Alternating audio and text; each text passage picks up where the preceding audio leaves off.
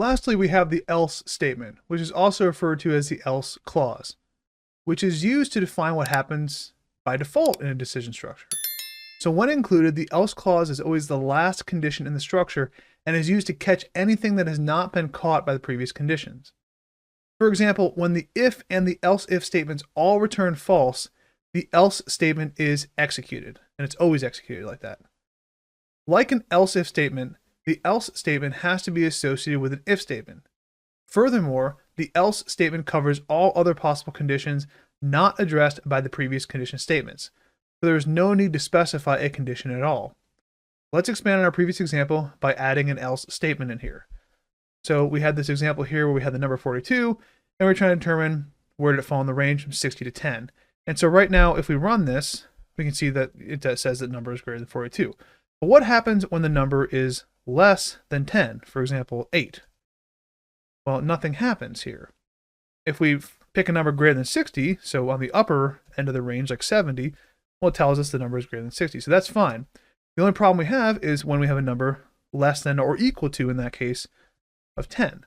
So this is where we want to write an else clause.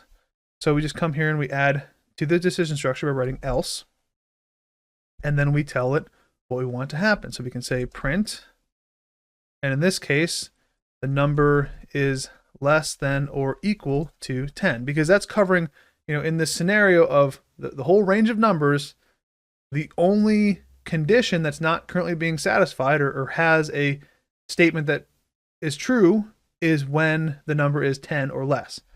So if we add this now, we're going to see that print statement, number is less than or equal to 10. And so we could even pick a negative number here, and that would still be the case. So that's why we say it's the default scenario. Else is the catch-all.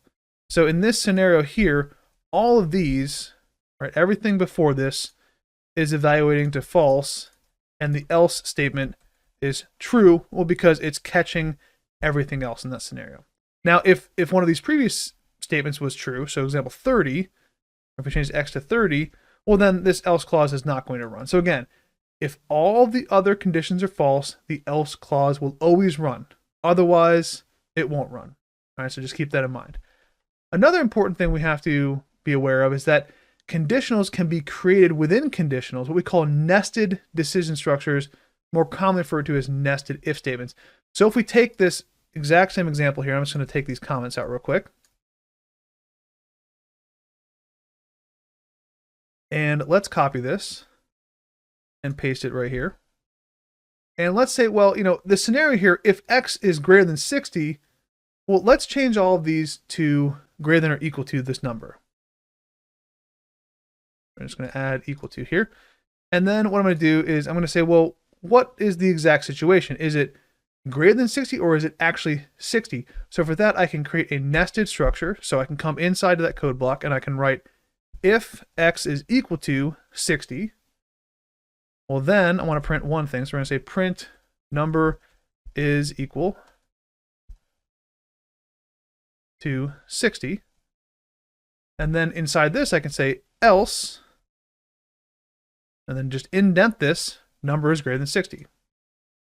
All right, so now if this number here is actually 60, it's going to say this x is greater than or equal to 60 is true.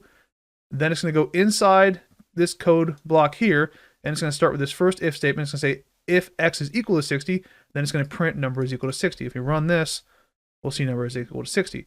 If we change this to 65 and run it, well, then again, it's going to say this is true, and it's going to go here.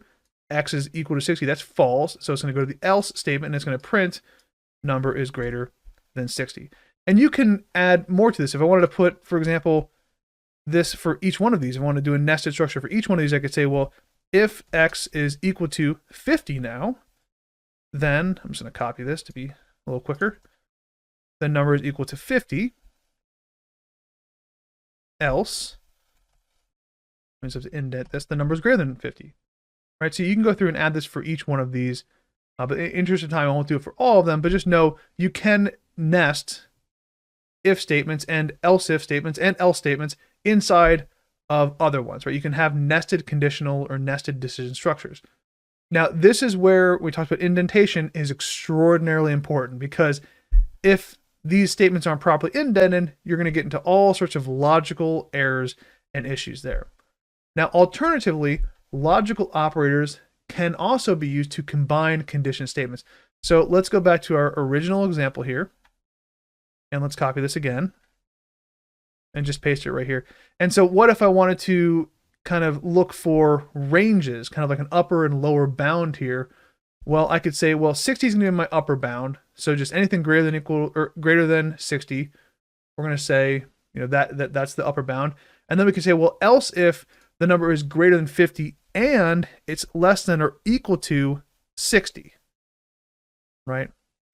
Then we can say the number is between, we'll just change this, 51 and 60, right? So if we change this number here to, 62, well, we're going to get number is greater than 60. Oh, we have a syntax error there. So let's see, where is my error? Oh, right here. I forgot to write x less than or equal to 60. So I won't edit this out of the video because I want you to see how easy it is to make a mistake just by having one little character out of place. So let's rerun it. All right, now it works. X is equal to 62, so it says the number is greater than 60, so that's good. If we change this to 60, it's going to then tell us, well, now this clause here is going to be true. It's going to say x is between 51 and 60.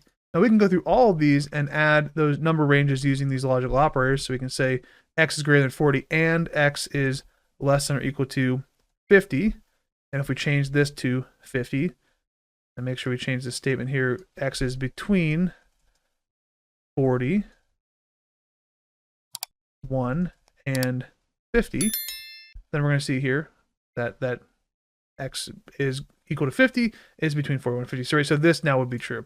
So we can go through all these different scenarios and continue to add this, but I just want you to know that logical operators can be used here to combine condition statements.